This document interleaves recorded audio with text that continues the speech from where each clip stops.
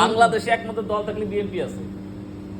তো বাকিগুলা কি দল না? দল ঠিক আছে, কিন্তু বিএনপি সব দিক দিয়ে কি করছে। এখন এই যে জামাত ইসলাম আছে, জামাত ইসলাম কয়টা সিট পাইবো? জামাত ইসলাম এনসিপি তো কেউ চেনেই না। সিটলে কথা নয়, এটা যে সততালের কথা। সততা, বিএনপি সততা। বিএনপি সততা, হ্যাঁ। আরে দেই না আমার হালা। বিএনপি সততার 2-3টা উদাহরণ দেন তো ভাই। হ্যাঁ, তাই উদাহরণ দেন।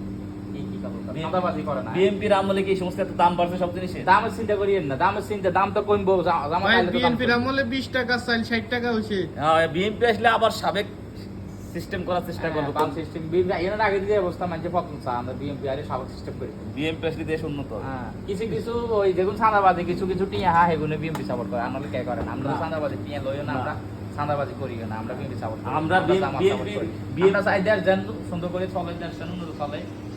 সাদাবাজি থেকে না, সাদাবাজি সব দলই মোটামুটি আছে। জামাত আছে, জামাত কোনা NCP আছে। দেখছেন? জামাত কোনা জামাতের কত 2 দিন আগে একজন গ্রেফতার হয়েছে। কোনায় সব দলে আছে।